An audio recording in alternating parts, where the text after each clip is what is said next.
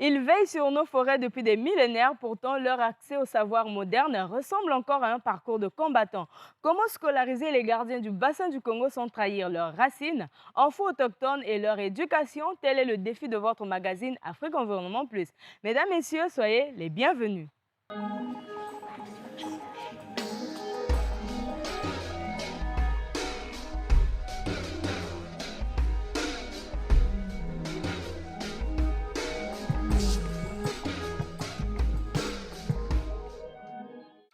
Immersion totale au siège de l'espace Opoko. Ici, l'ONG mène un combat de titans, scolariser la jeunesse autochtone malgré les défis liés aux catastrophes naturelles.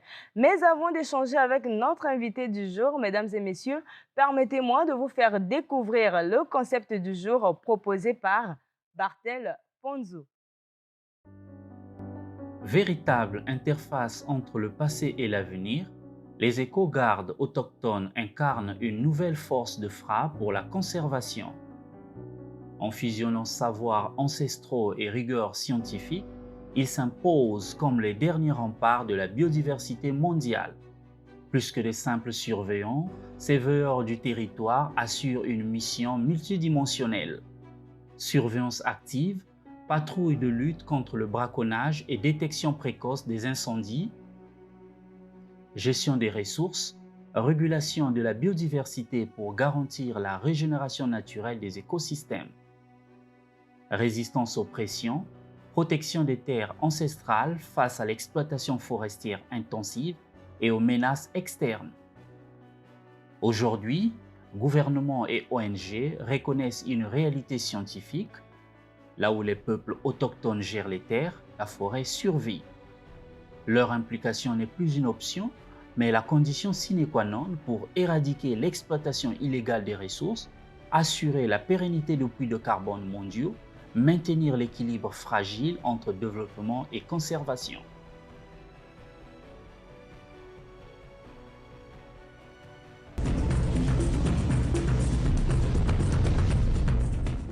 Merci Bartel Ponzo pour cette belle découverte. Et donc, déjà sur ce plateau avec notre invité du jour, qui n'est qu'autre que M. Alex Nzambi, chargé de communication de l'espace Opoko, qui a pour vocation de fournir une éducation moderne aux enfants autochtones en République du Congo. Monsieur Alex, bonjour. Bonjour madame. Merci de nous ouvrir les portes de l'espace Opoko.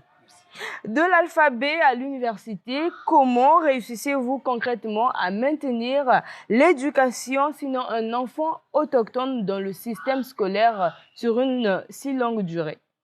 Madame, Espace Opoko, qui est une organisation de la société civile congolaise créée pour répondre à une urgence qui n'est autre que l'exclusion quasi totale des enfants autochtones sur le système éducatif.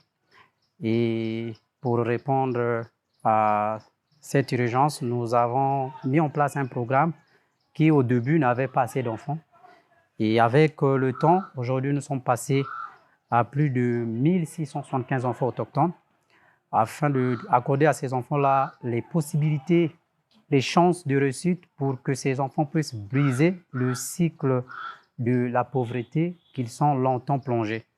Et aujourd'hui, nous sommes fiers de vous recevoir et de permettre à d'autres personnes de découvrir un peu ce que nous menons. Et avec le temps, les résultats sont là.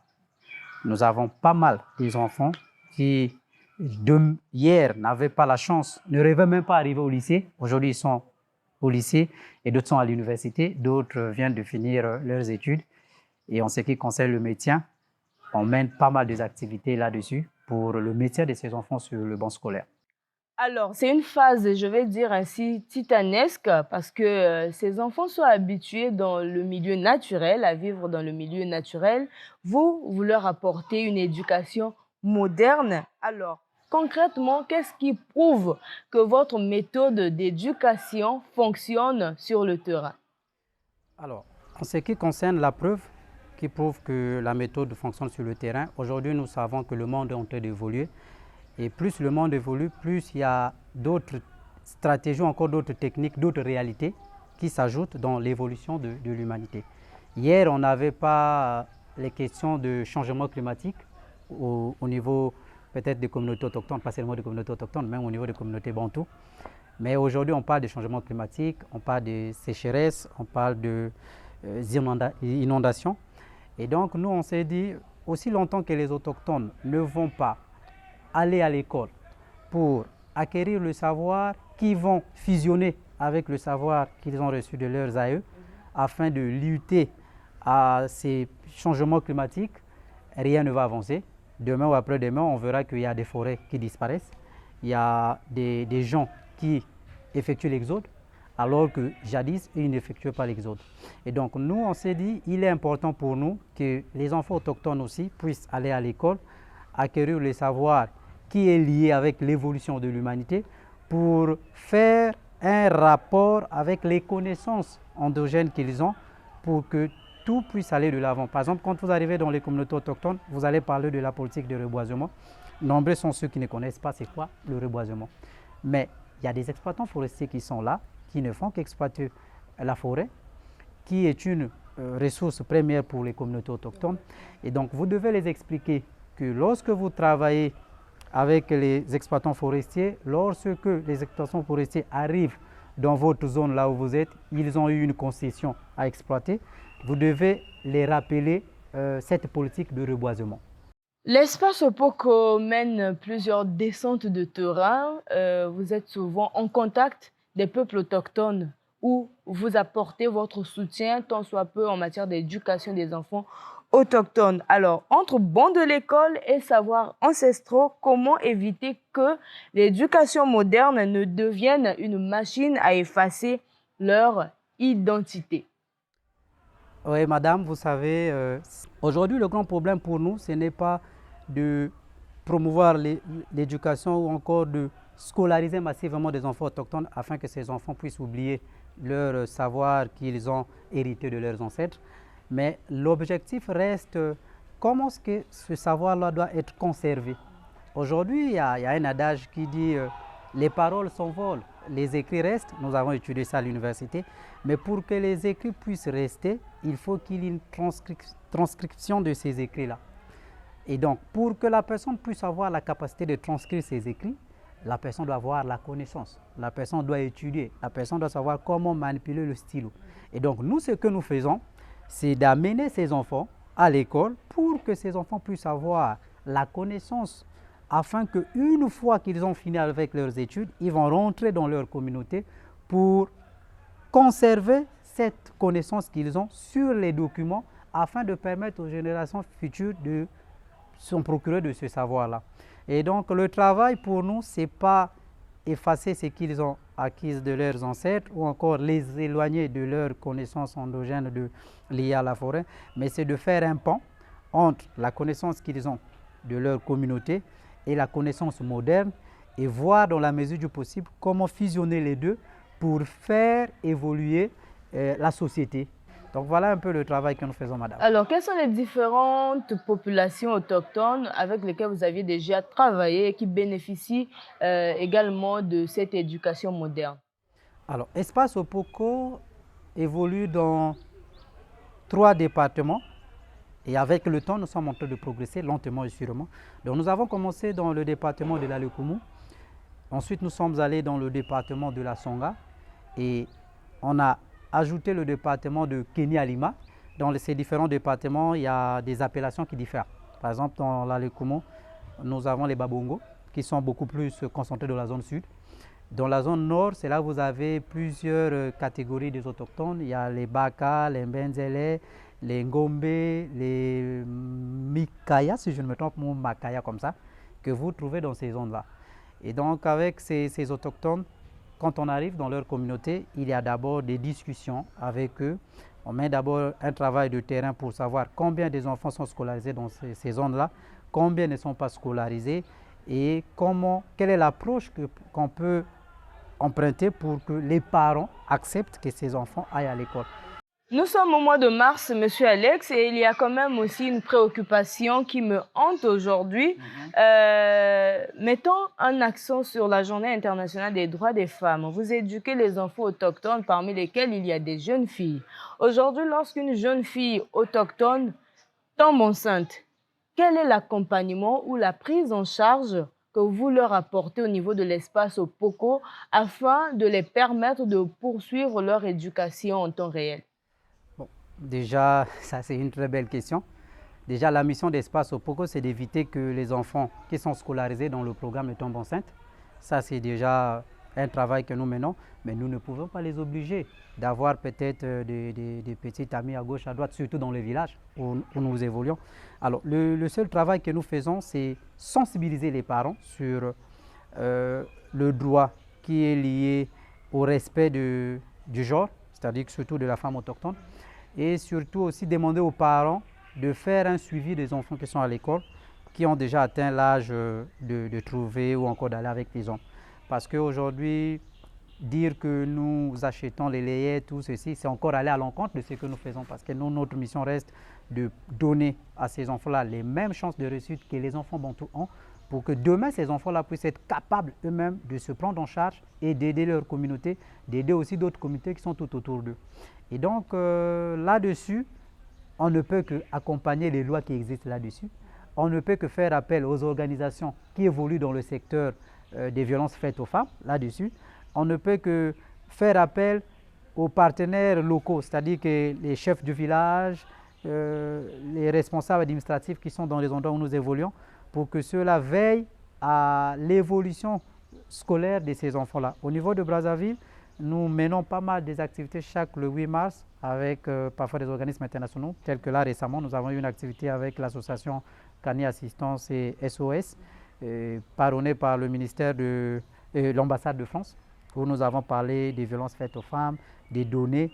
Et donc, nous espérons que le ministère de la promotion de la femme ne saurait peut-être inviter Espace Opoko pour voir dans la mesure du possible comment nous pouvons mener les actions concernant les jeunes filles autochtones pour que demain nous ayons peut-être un ministre autochtone dans ce pays.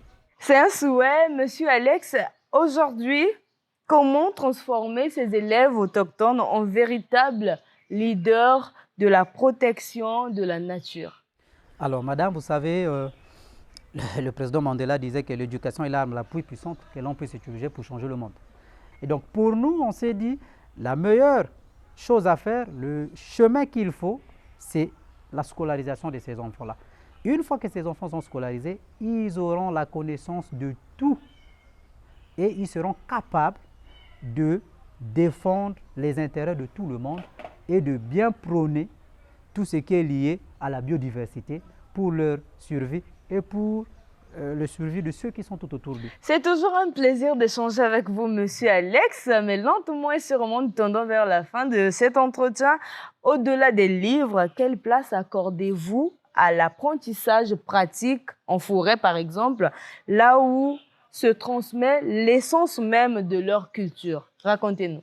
Alors nous, ce que nous faisons avec les enfants, les étudiants et les lycéens que nous avons, parce que les étudiants et les lycéens, c'est des enfants qui laissent leur communauté, qui vont quitter le village, aller à 200, 300, 400, 500, voire 1000 km du village pour poursuivre leurs études.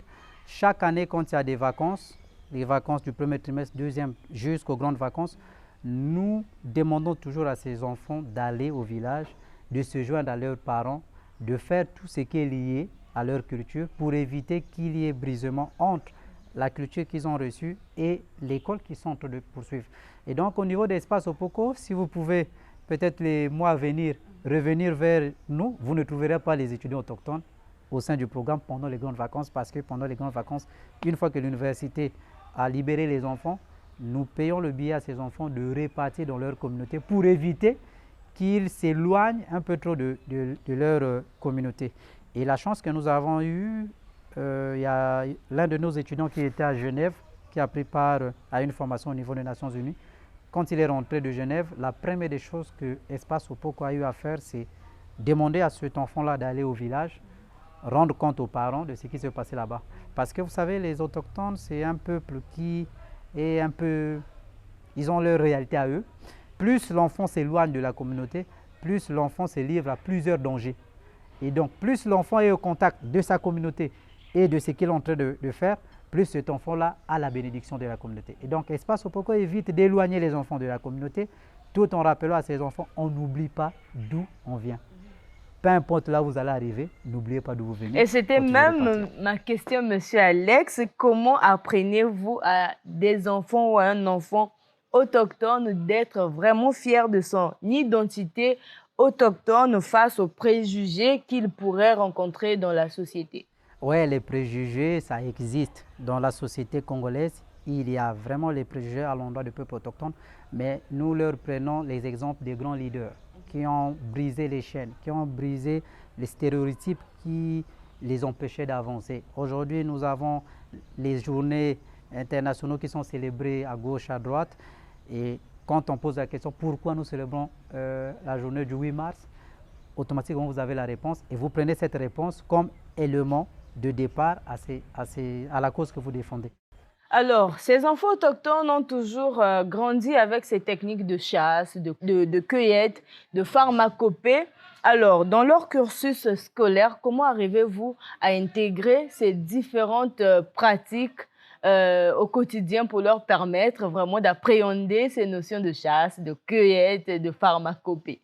Et donc, nous, ce que nous faisons, une fois que l'enfant satisfait à un examen d'État, avant même les examens d'État, nous menons des campagnes de sensibilisation, des campagnes d'orientation dans des établissements.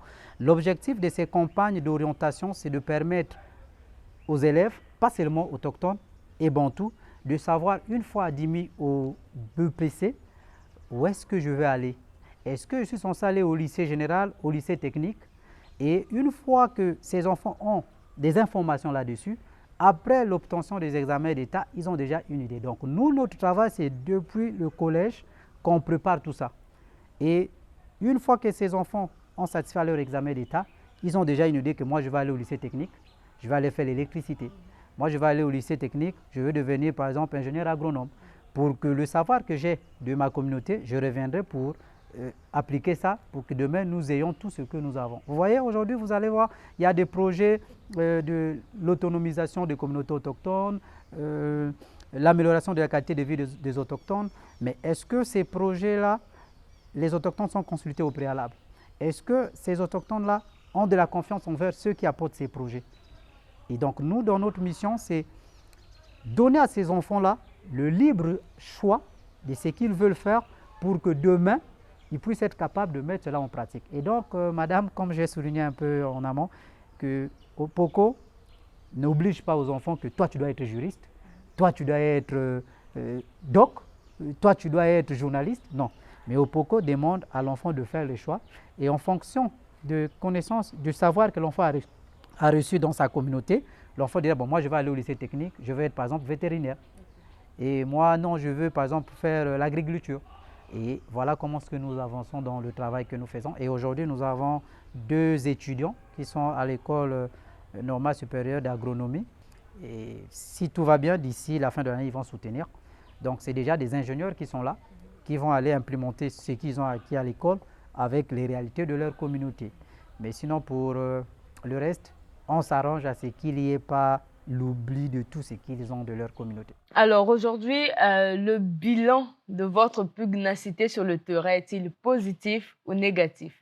Mais, madame, je vous dirais que le bilan est positif par rapport à ce que nous avons atteint comme prouesse sur le terrain. Aujourd'hui déjà, Espace Opoko est passé depuis sa création de 500 et quelques enfants à plus de 1675 enfants autochtones, de l'école primaire jusqu'à l'université.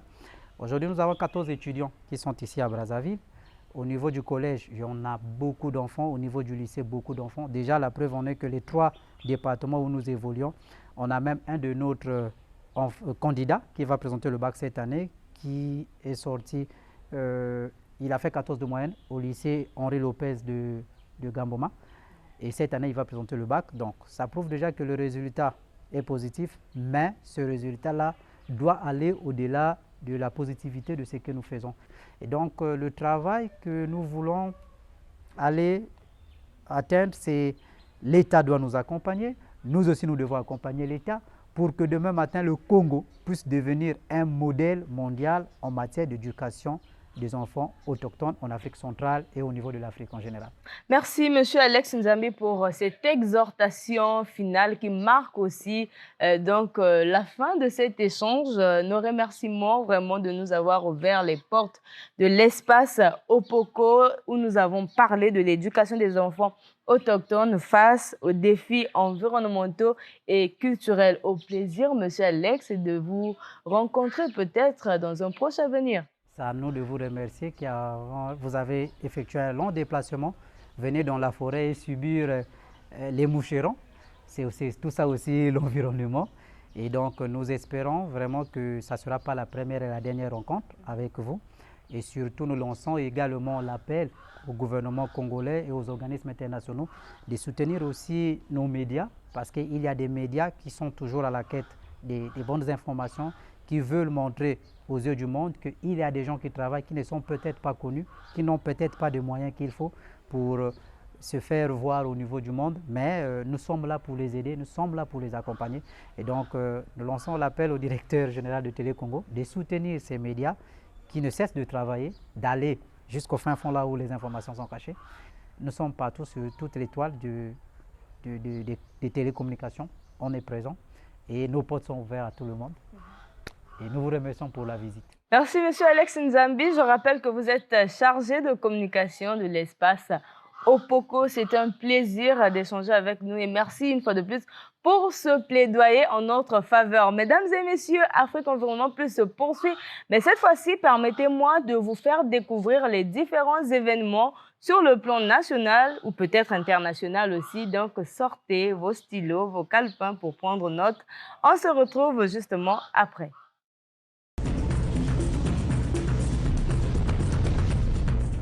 Le Fonds mondial pour la nature, dit WWF, célébrera le 28 mars 2026 la 20e édition d'Earth Hour, 1 heure pour la planète, la plus grande mobilisation mondiale pour la protection de l'environnement.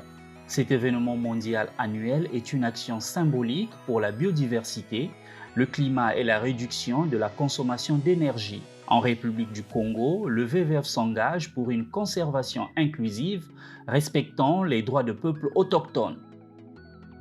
Le sommet Change Now se tiendra du 30 mars au 1er avril 2026 au Grand Palais à Paris, s'affirmant comme le rendez-vous mondial incontournable des solutions pour la planète. Ce sommet vise à accélérer le passage à l'action en connectant les innovations avec les investisseurs et décideurs, focalisés sur les limites planétaires, l'adaptation au climat et l'impact social. L'événement réunira 40 000 participants, 1000 solutions innovantes et 500 intervenants pour accélérer la transition écologique malgré le contexte de transformation durable.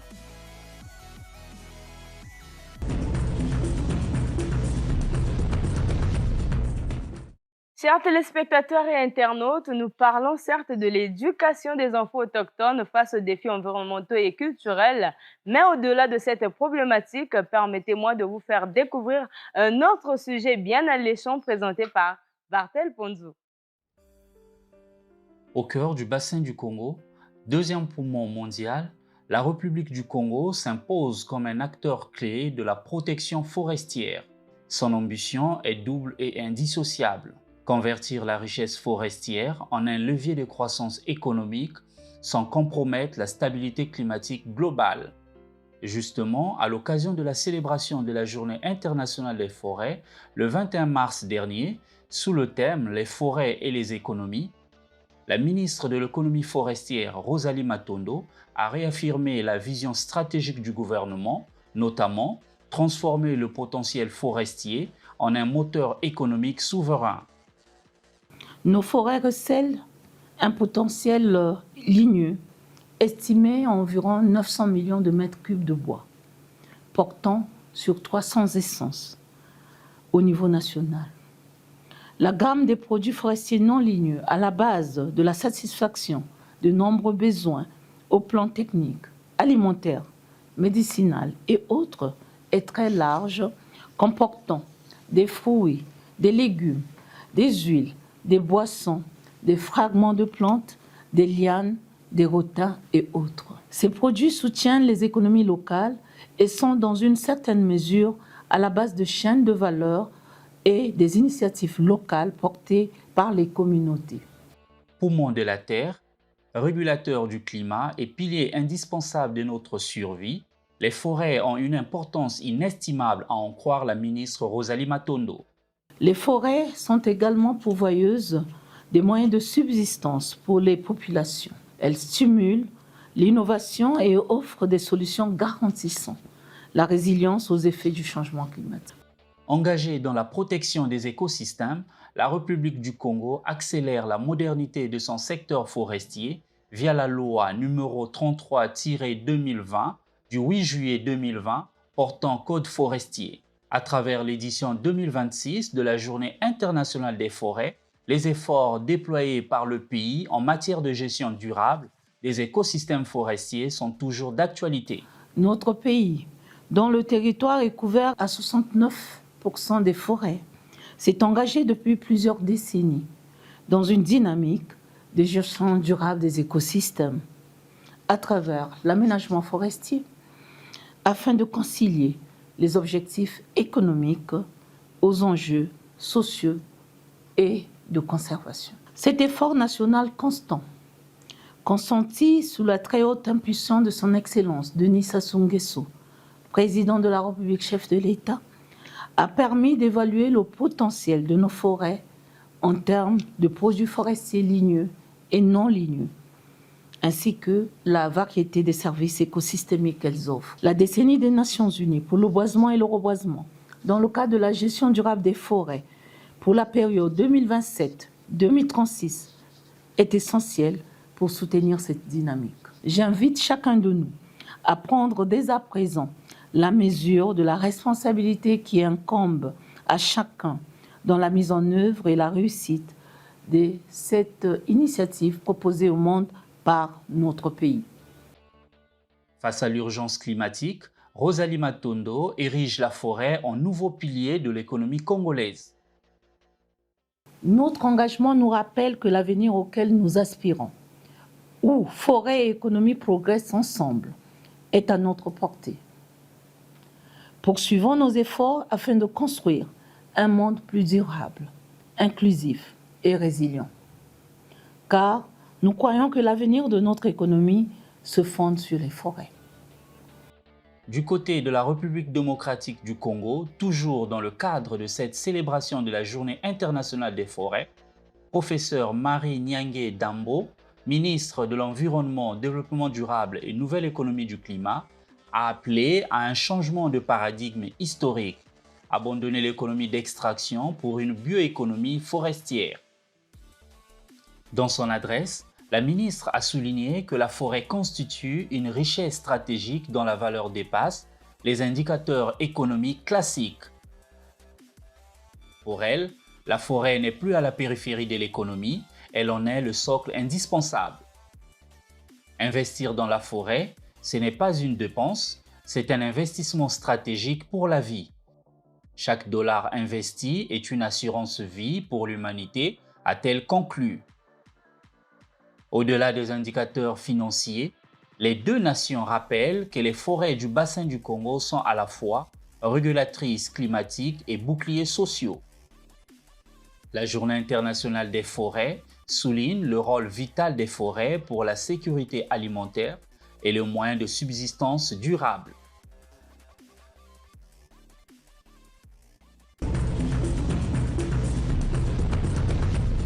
Chers téléspectateurs et internautes, j'espère que vous avez noté les différents événements environnementaux qui vous intéressent afin d'y participer.